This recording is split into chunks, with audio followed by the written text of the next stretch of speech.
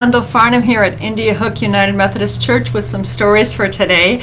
It is Saturday, January 16th as I'm speaking. A big event in our nation coming up next week. A new president will be inaugurated on Wednesday.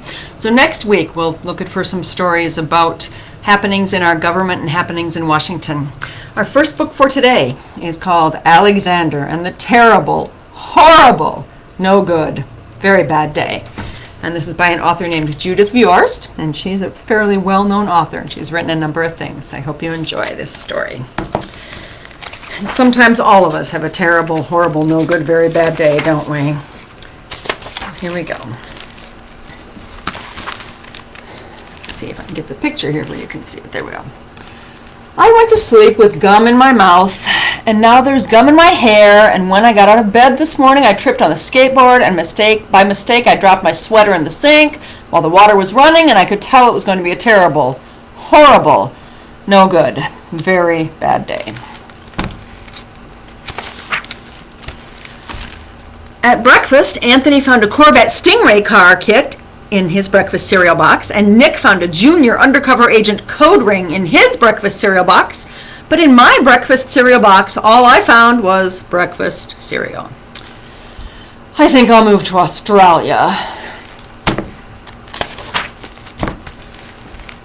In the carpool, Mrs. Gibson let Becky have a seat by the window. Audrey and Elliot got seats by the window too. I said I was being scrunched. I said I was being smushed. I said, if I don't get a seat by the window, I'm going to be car sick. No one even answered. I could tell it was going to be a terrible, horrible, no good, very bad day. At school, Mrs. Dickens liked Paul's picture of the sailboat better than my picture of the invisible castle. At singing time, she said I sang too loud. At counting time, she said I left out 16. Who needs 16? I could tell it was going to be a terrible, horrible, no good, very bad day. I could tell because Paul said I wasn't his best friend anymore. He said that Philip Parker was his best friend and that Albert Moyo was his next best friend and that I was only his third best friend. I hope you sit on a tack, I said to Paul. I hope the next time you get a double-decker strawberry ice cream cone, the ice cream part falls off the cone part and lands in Australia. There were 2 cupcakes in Philip Parker's lunch bag, and Albert got a Hershey bar with almonds, and Paul's mother gave him a piece of jelly roll that had little coconut sprinkles on the top. Guess whose mother forgot to put in dessert? It was a terrible, horrible, no good, very bad day.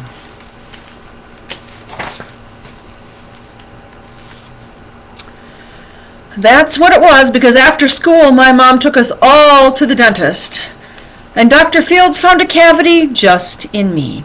Come back next week and I'll fix it, said Dr. Fields. Next week, I said, I'm going to Australia.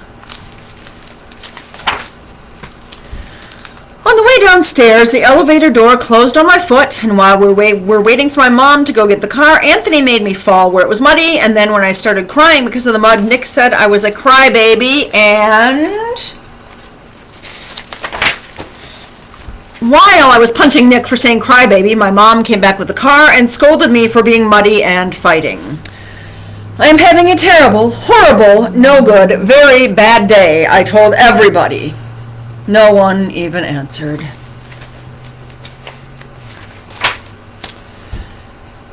So then we went to the shoe store to buy some sneakers. Anthony chose white ones with blue stripes. Nick chose red ones with white stripes. I chose blue ones with red stripes, but then the shoe man said, we're all sold out. They made me buy plain old white ones, but they can't make me wear them.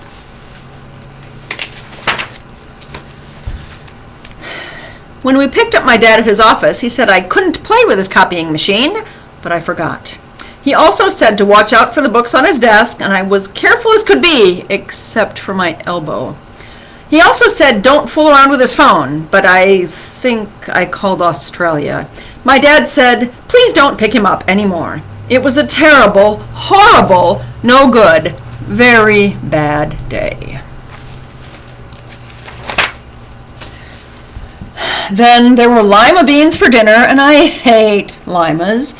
There was kissing on TV, and I hate kissing. My bath was too hot. I got soap in my eyes. My marble went down the drain, and I had to wear my railroad train pajamas. I hate my railroad train pajamas. When I went to bed, Nick took back the pillow he said I could keep, and the Mickey Mouse nightlight burned out, and I bit my tongue. The cat wants to sleep with Anthony, not with me. It has been a terrible, horrible, no good, very bad day. My mom says some days are like that. Even in Australia. Oh, poor Alexander. It was a rough one for him today. And that does happen sometimes, doesn't it? It feels like everything is going wrong and nothing is going right and nobody pays any attention to you and everything is just... And sometimes all we can do is kind of get through the day and get some sleep, and then the next day, generally in my experience, is much better. But when you're having a really, really bad day, it does help to talk to someone and tell them. If you can find someone who's got a couple minutes, maybe sit on someone's lap if you're a small enough person to still do that, and have some hugs and cuddles and stories maybe of other kinds. So I hope you never have a day that makes you feel that bad. This book is called Hamster Sitter Wanted, and this is a new book for me. I found a new one at the library, so we'll see. This is just the inside cover. We've got a lot of little pictures of a bunch of different hamsters. So let's see what we can find.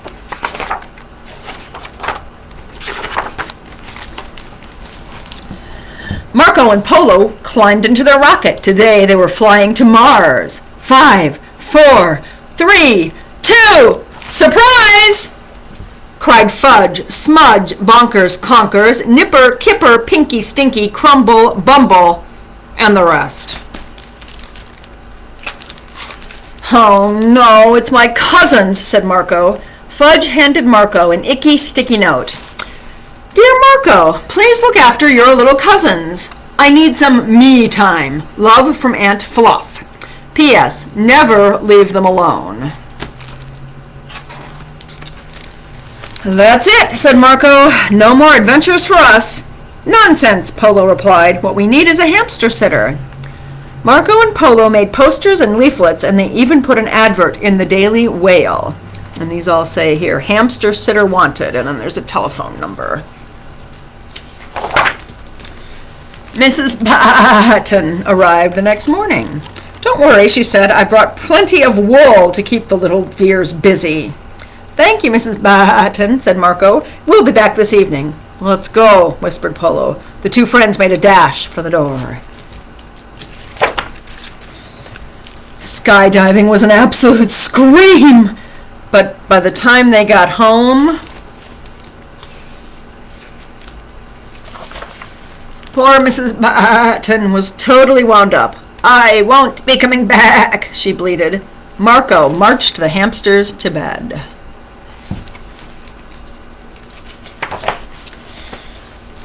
Mr. Yogani showed up the following morning. Hello, hamsters, he said. I'm looking after you today, and we're going to practice yoga. Marco and Polo made a quick getaway. They climbed Mount Everest and were on top of the world. But by the time they got home, poor Mr. Yogani had been whirled and twirled into a very large pretzel. You won't be seeing me again, he cried. Marco marched the hamsters to bed. You were right, sighed Polo. No more adventures for us. There's an ambulance taking Mr. Yogani away. The next day, Marco and Polo had a garage sale. Good morning, said Ms. Bottomus. I've come to hamster sit. Marco shook his head. Too dangerous, he said. Nonsense, Ms. Bottomus replied. Hamster sitting is what I do best. Leave the little nippers with me.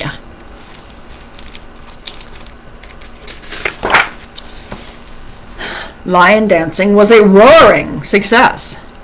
And when they got home,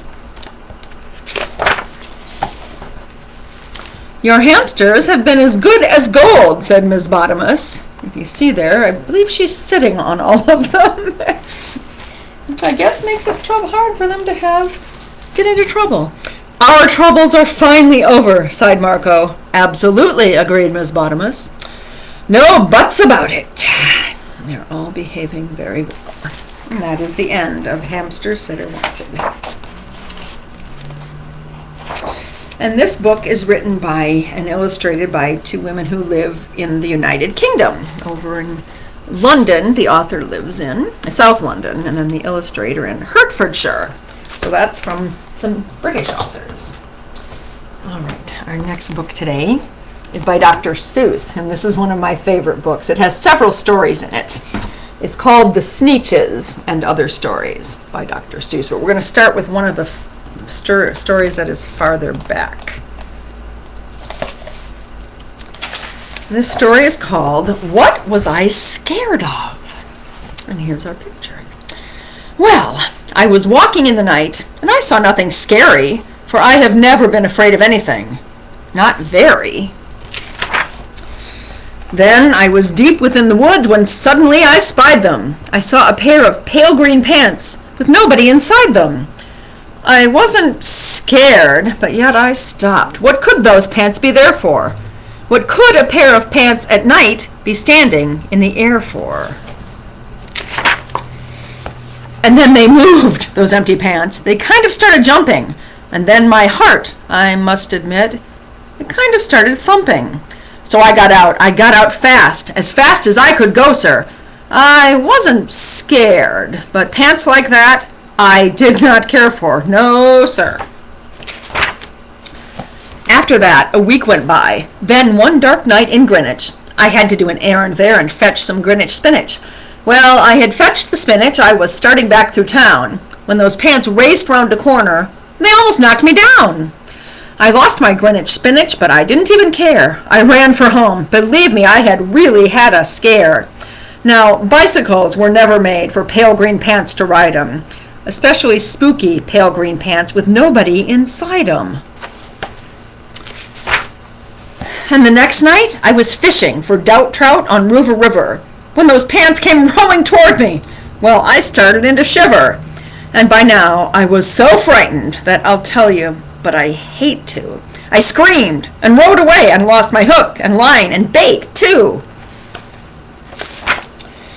I ran and found a brick-a-bush. I hid myself away. I got brickles in my britches, but I stayed there anyway. I stayed all night, the next night, too.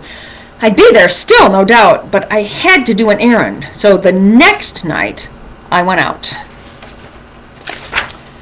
I had to do an errand, had to pick a peck of snide in a dark and gloomy snide field that was almost 9 miles wide. I said, I do not fear those pants with nobody inside them. I said and said and said those words. I said them, but I lied them. Then I reached inside a snide bush, and the next thing that I knew, I felt my hand touch someone, and I'll bet that you know who. And there I was, caught in the snide, and in that dreadful place, those spooky, empty pants and I were standing face to face.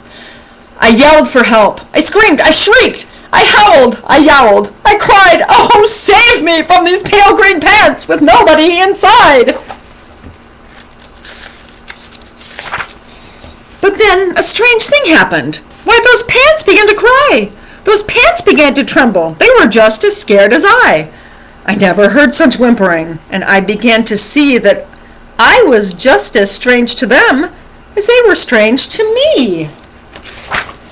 I put my arm around their waist and sat right down beside them. I calmed them down. Poor empty pants with nobody inside them.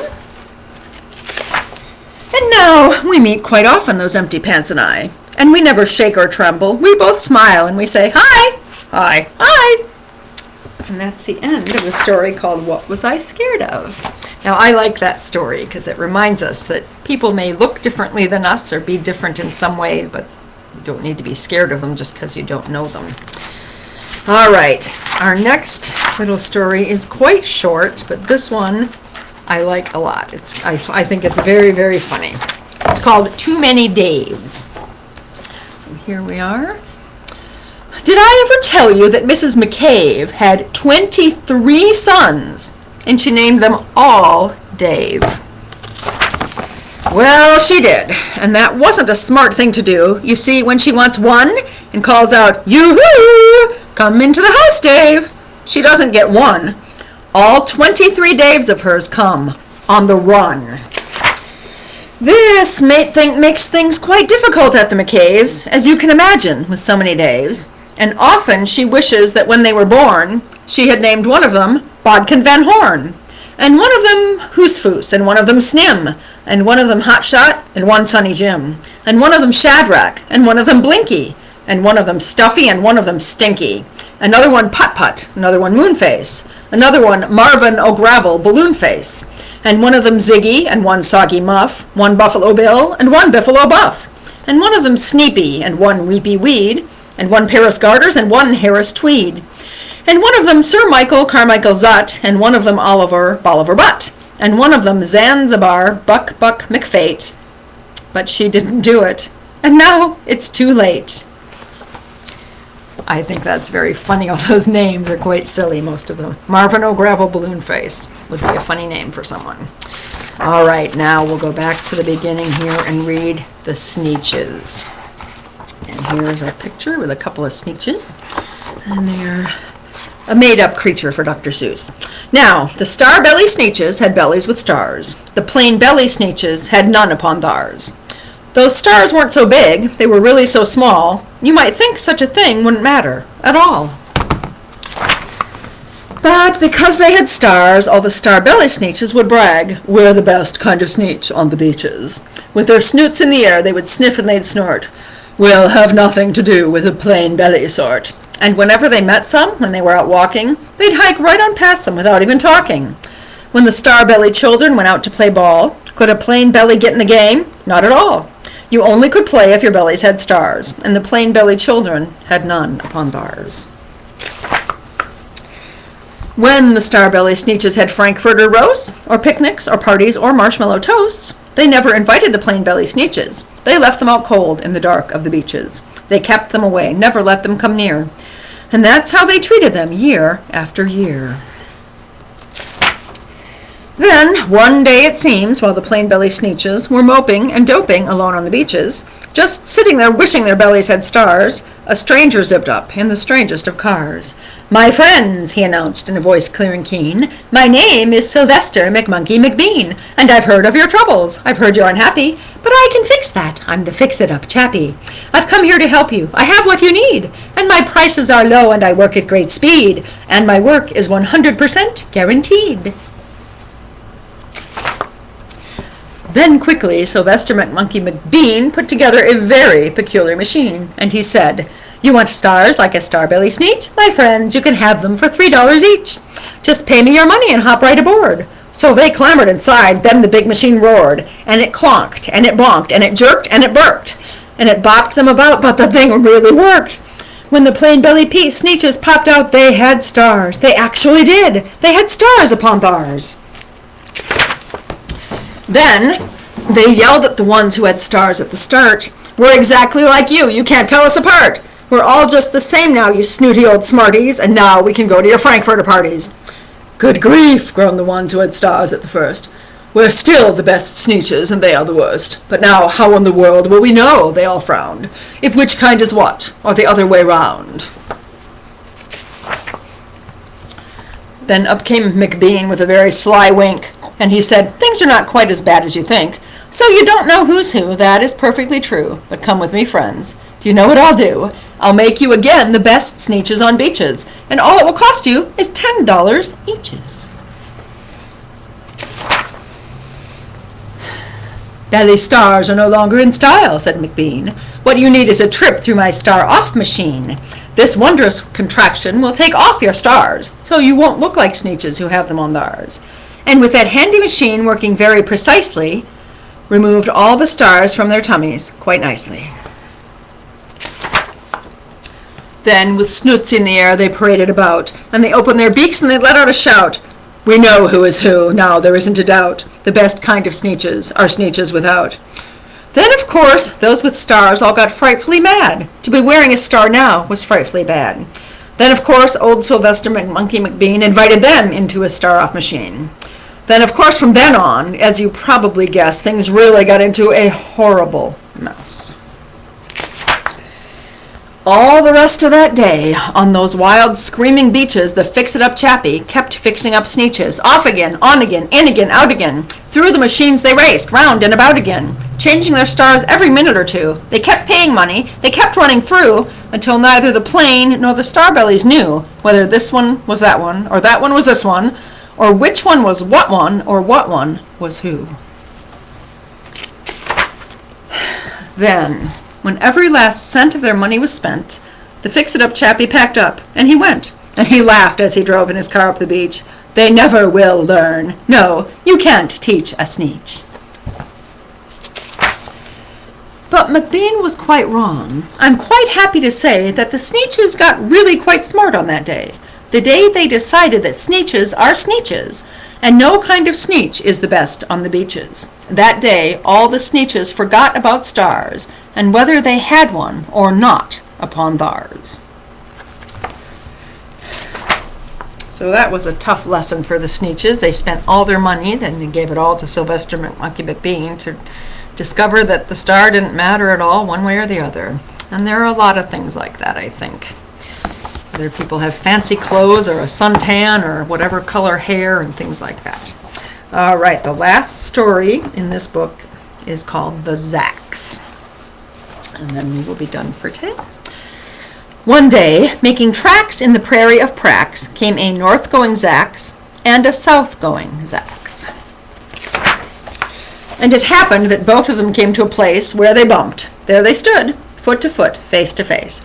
Look here now, the north-going Zacks said. I say, you are blocking my path. You are right in my way. I'm a north-going Zacks, and I always go north. Get out of my way now, and let me go forth. Who's in whose way? Snapped the south-going Zacks. I always go south, making south-going tracks. Till you're in my way, and I ask you to move, and let me go south in my south-going groove. Then the north-going Zacks puffed his chest up with pride. I never, he said, take a step to one side, and I'll prove to you that I won't change my ways if I have to keep standing here 59 days. And I'll prove to you, yelled the south-going Zacks, that I can stand here in the prairie of Prax for 59 years, for I live by a rule that I learned as a boy back in south-going school. Never budge, that's my rule. Never budge in the least. Not an inch to the west, not an inch to the east. I'll stay here not budging. I can and I will, if it makes you and me and the whole world stand still. Well, of course the world didn't stand still. The world grew. In a couple of years the new highway came through, and they built it right over those two stubborn Zacks and left them there, standing, unbudged, in their tracks. Let's see, this says Zacks Bypass there. And that is the end of our story about the Zacks. Sometimes you can be too stubborn for your own good. So that is what we have for today. I wish you blessings for the day and the week to come. Hope you are having a wonderful Saturday. The sun is shining outside a bit where I am here. It's chilly out. It was quite cold this morning, 30 degrees when I woke up, but it's nicer now. So have a great week. Love the people around you and take care of each other, and I'll see you next Saturday. Bye-bye.